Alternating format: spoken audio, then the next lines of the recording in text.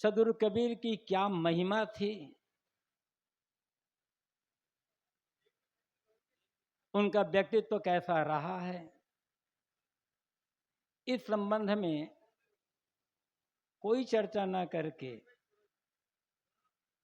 मैं इसी बात पर निवेदन करूंगा कि उन्होंने हमारे मानव कल्याण के लिए क्या संदेश दिया है। उनका मौलिक संदेश क्या रहा है। सबसे पहले, कुछ देर पहले, अभी भजन के पहले भुवन ज्योति साहब बोल रही थी,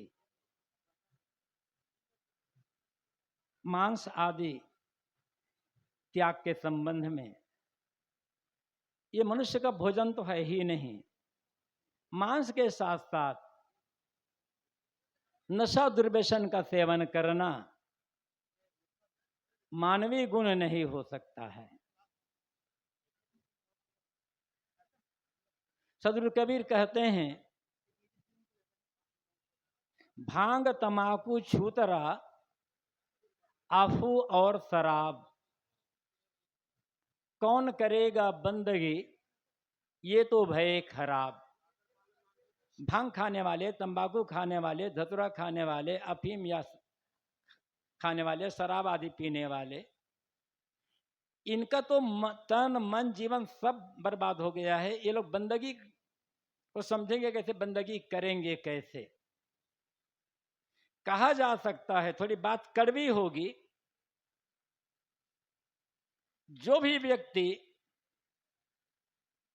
तंबाकू, गुटखा, भांग, शराब, गांजा आदि का सेवन करने वाला होगा, वो कबीर का अनुयायी नहीं हो सकता है, वो कबीरपंथी कहलाने का अधिकारी भी नहीं हो सकता है। कहाँ एक और सदगुरु कबीर का निर्मल व्यक्तित्व, निर्मल वाणी, और कहाँ हम सदगुरु कबीर के अनुयायी हो करके ऐसी मलिन और गंदी चीजों का सेवन कर रहे हो, तो हम सदगुरु कबीर के अनुयायी होने का अधिकारी कैसे हो सकते हैं। साहब और कहते हैं, जुआ चोरी मुखबिरी ब्याज बेआनी नार, जो चाहे दीदार को इतनी बात निकार।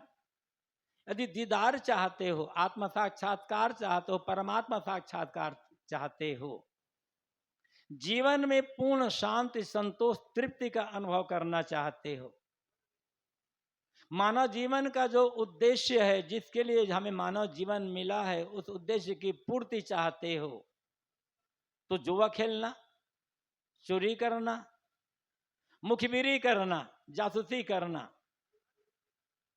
ब्याज लेना, बैंक से ब्याज मिलता है वो अलग बात है, सुदखोरी करना और पराई नारी से प्रेम करना, इतनी बातों को तन मन वचन से सर्वथा त्याग करना होगा। इनमें से एक भी यदि अवगुण होगा तो न आत्म शांति मिलेगी, न आत्म साक्षात्कार होगा, न हम सदगुरु कबीर के अनुयायी कहलाने के अधिकारी हो सकते हैं।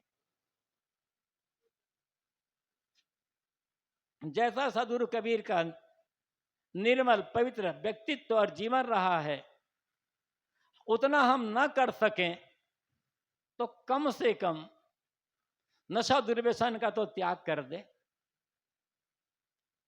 किसी ने सदगुरु कबीर से पूछा कि साहब, आप जहां जाते हैं आपके पीछे सैकड़ों हजारों लोगों की भीड़ चलती है, आपकी वाणियों को सुनने के लिए लोग लालायित रहते हैं, आपके बनाए साखी शब्द आदि को लोग झूम झूम करके गाते हैं, क्या ये सब आपके अनुयायी हैं? साहब ने कहा, मुझे क्या पता कि ये लोग मेरे पीछे क्यों चलते हैं और मेरी वाणियों को क्यों सुनना पसंद करते हैं? और मेरे बनाए साखी शब्दों को लोग गाते हैं उनकी मर्जी, लेकिन याद रखना, साखी शब्दे गावत भूले आत्म खबरी न जाना। यदि आत्म तत्व परमात्मा तत्व की खबर नहीं हुई, आत्मबोध नहीं हुआ, तो साखी शब्दों को गाना निरर्थक हो जाएगा। कबीर सदगुरु कबीर की वाणियों को गाना, उनकी खूब महिमा बखान कर लेना, उनके जीवन में तमाम चमत्कारी बातों का वर्णन कर लेना बड़ा सरल होता है, कठिन होता है उनके बताए रास्तों पर चलना और उनकी वाणियों को जीवन में आचरित करना। कबीरपंथी कहलाने से कल्याण नहीं होने वाला है। कंठी माला पहन लिए, छाप तिलक लगा लिए, सफेद कपड़ा पहन लिए, इससे कल्याण नहीं होने वाला है। कल्याण तब होगा जब सदगुरु के बताए पद पर हम चलेंगे, उनकी वाणियों को आत्मसात करेंगे। तो लोगों ने पूछा कि साहब, आप अपना अनुयायी, आप अपना भक्त किसे मानते हैं? आपका भक्त कौन हो सकता है? शर्त क्या है उसकी? कैसी वेशभूषा, कैसा छाप तिलक, कैसे पूजा पाठ? सदगुरु कबीर ने कहा इनकी कोई जरूरत नहीं है। अपने अनुयायी होने के लिए उन्होंने कई बातें बताई, उनमें से दो मुख्य बातें हैं। पहली बात सदगुरु कबीर कहते हैं, कहें कबीर सोई जन मेरा जो घर की रारी निवेरे। मेरा जन, मेरा अनुयायी, मेरा भक्त वह है जो अपने घर के झगड़े को मिटा देता है। वो घर कहां? वो घर बाहर नहीं, वो घर भीतर, अंतःकरण हृदय रूपी घर। इसमें जो झगड़ा मचा हुआ है, अनेक दोष दुर्गुण दुराचरण मनोविकारों का, इनको जो मिटा देता है, अर्थात जो व्यक्ति अपने मनोविकारों का त्याग कर देता है, वह मेरा अनुयायी है। और हमारा कोई बंधन यदि है, हमारे दुख का कारण यदि कुछ है, तो हमारे मन के विकार, हमारे बुरे कर्म, हमारा बुरा आचरण। यदि हमारे कर्म सही नहीं है, खान पान सही नहीं है, हमारा व्यवहार सही नहीं है, और हम सदगुरु कबीर की वाणियों को गा रहे हैं, तो गाने से कल्याण नहीं होने वाला है। सबसे पहले अंदर का जो झगड़ा है, मनोविकारों का झगड़ा, इसे मिटाना होगा। कल सायं की सभा में मैंने निवेदन किया था, सदगुरु कबीर कहते हैं, कर विचार विकार परिहरि तरन तारन सोए। कहीं कबीर भगवंत भजन द्वितीय और न कोई। जिन्होंने विचार करके विकारों का परित्याग कर दिया, दो चीजें हैं, एक श्रद्धा से किसी बात को मान लेना, और एक समझ से किसी बात को स्वीकार करना। यदि हम श्रद्धा से किसी बात को मानते हैं, गुरु ने कह दिया है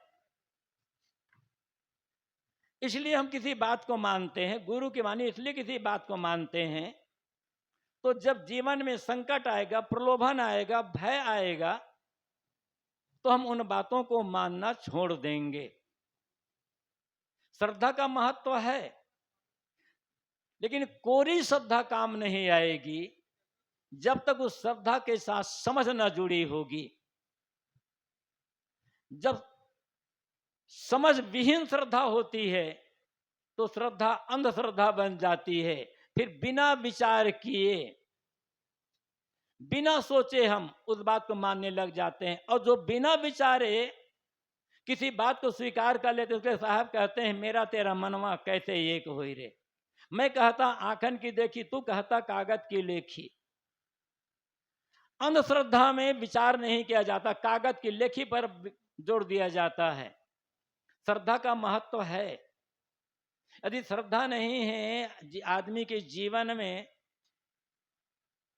तो आदमी का अंतःकरण एकदम कट हो जाएगा, कठोर हो जाएगा। किंतु श्रद्धा जब अंधश्रद्धा बन जाती है, बिना विचार किए मानना, तो अंधश्रद्धा और अधिक नुकसानदायी हो जाती है। सदगुरु कबीर का अनुयायी हो जो भी होगा वो अंधश्रद्धालु नहीं होगा, केवल लिखी बातों पर जोर नहीं देगा। और जो सदगुरु कबीर ने लिखी बातों पर जोर दिया नहीं, उन्होंने तो लिखा ही नहीं, उन्होंने कहा कहें कबीर पुकारी के। वो तो पुकार कर कहने वाले थे, चुपचाप कहने वाले नहीं थे। काशी जैसी नगरी में उन्होंने घोषणा की, जहां गली गली पर पंडित कहलाने वालों की भीड़ रहती है, वेद तत्वों की बातों पर सूक्ष्मता से विचार करने वाले विद्वानों की भीड़ रहती है, जिनका जीवन पोथी पढ़ते पढ़ते समाप्ति की ओर जा रहा है। जहां पोथी प्रमाण को सर्वोपरि प्रमाण माना जाता था, उस काशी की गली में नहीं, काशी के चौराहे पर उन्होंने खुल करके पुकार करके घोषणा की, पोथी पढ़ पढ़ जगमुआ पंडित भया न कोय, ढाई आखर प्रेम का पढ़े तो पंडित हो। पोथी पढ़ने से कोई व्यक्ति पंडित नहीं होता है। पंडित वह व्यक्ति होता है जिसके जीवन में प्रेम होता है। और हमारे जीवन में प्रेम हुआ यह हम तब समझ सकते हैं जब अंतःकरण से बैर भाव का पूरी तरह से त्याग हो जाए, ईर्ष्या और घृणा भाव का पूरी तरह से त्याग हो जाए।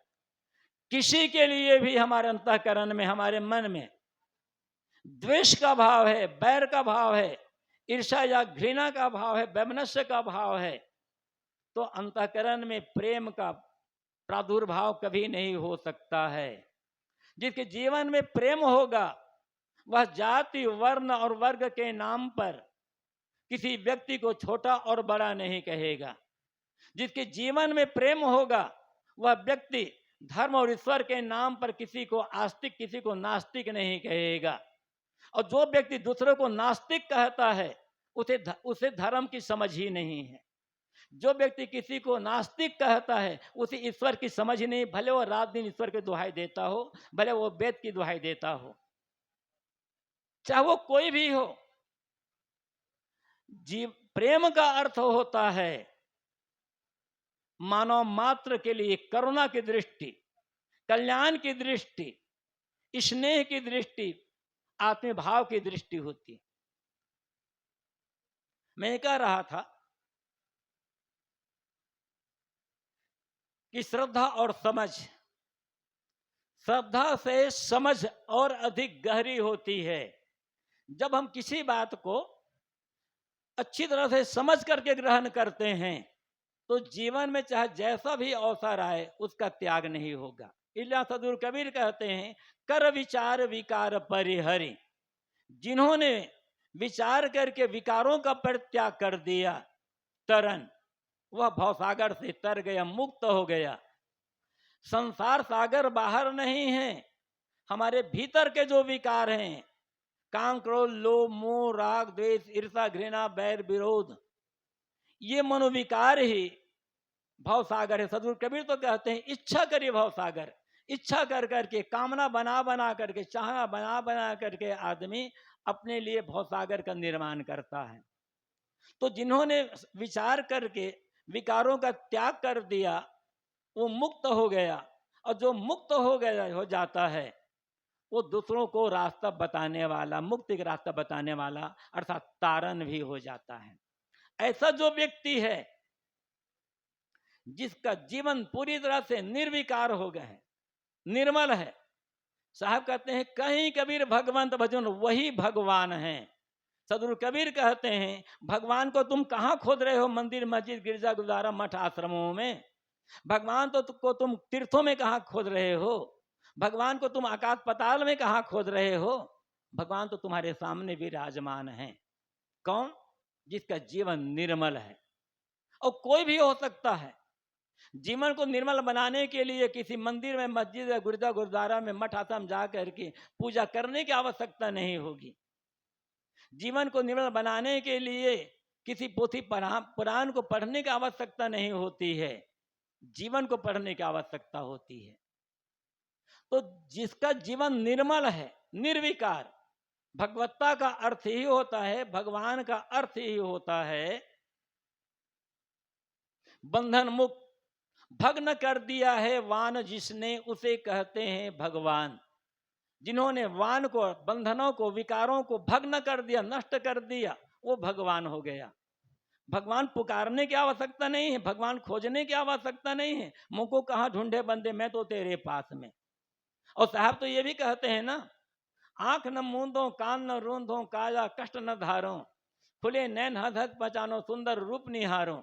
भगवान को देखने के लिए मुझे आंख कान नाक बंद करने की आवश्यकता नहीं है।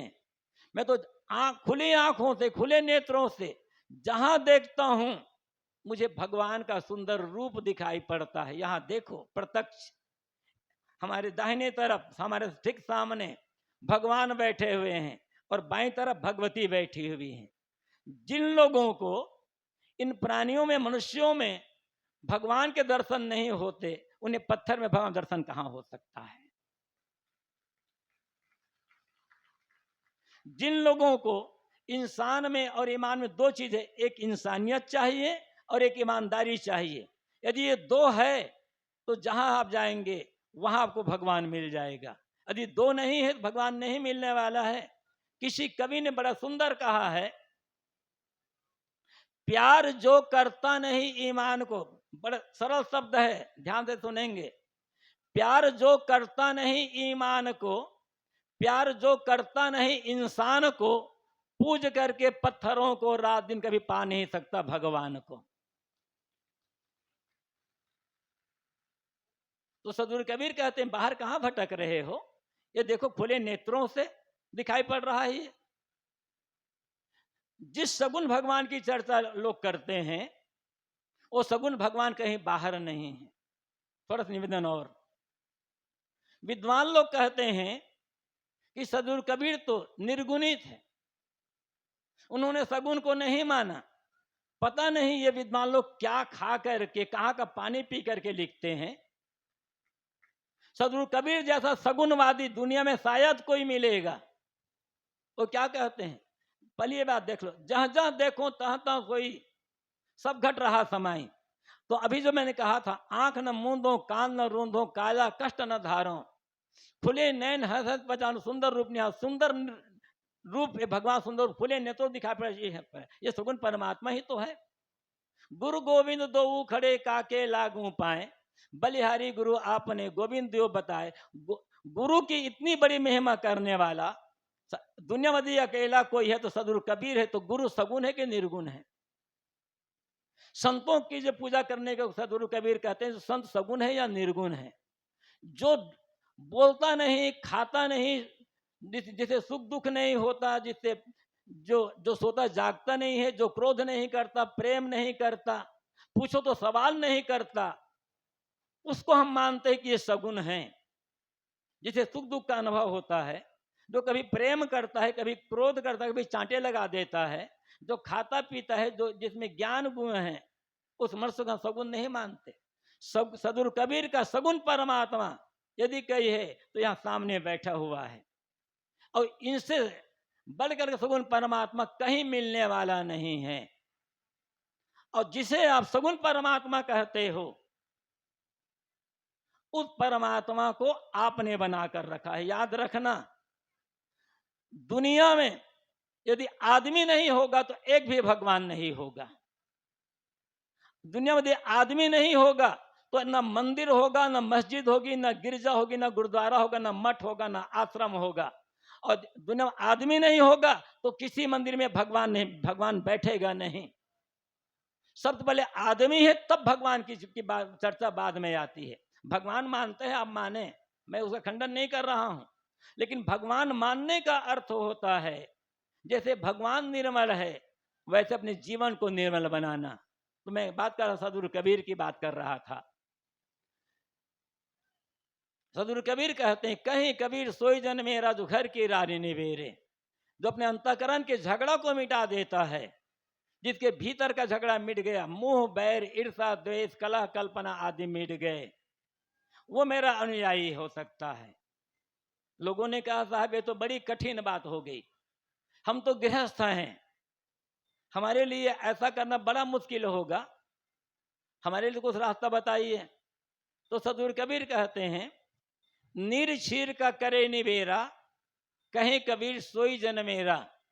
जो निर और क्षीर का निर्णय करता है, सांच और झूठ का निबेरा करता है, आत्म और अनात्म का निबेरा करता है, और झूठ को अनात्म को छोड़ करके सत्य और आत्म को ग्रहण कर लेता है, साहब कहते हैं वो मेरा अनुयायी है। कल शाम के सत्संग में रतन स्वरूप साहब ने कहा था, साधु ऐसा चाहिए जैसा शुभ शुभाए, सार सार को गहरे थोथा दे उड़ाए। ये सार सार को ग्रहण करना क्या है? सार सार को ग्रहण करने का अर्थ होता है, जितने सद्गुण है, सदाचार हैं, जिसे धर्म भक्ति परोपकार का काम है, जिनसे हमारा जीवन ऊपर उड़ता है, जिसका हमारा कल्याण होता है, जिससे मानव समाज में आत्मीय भावना फैलती है, समता एकता का भाव आता है, ऐसे जितने भी सदाचार परक जो बातें हैं या सद्गुण हैं, वो सार है। उनको जो ग्रहण करता है, और जो असार है, जितने दोष दुर्गुण है, मन की मलिनताएं हैं, गलत खान पान है, इनका जो त्याग कर देता है, वो असार को ग्रहण करता, वो साधु है। मतलब जीवन के दोष दुर्गुणों का त्याग करना और सद्गुणों को ग्रहण करना, यह सार को ग्रहण करना और असार को छोड़ना होता है।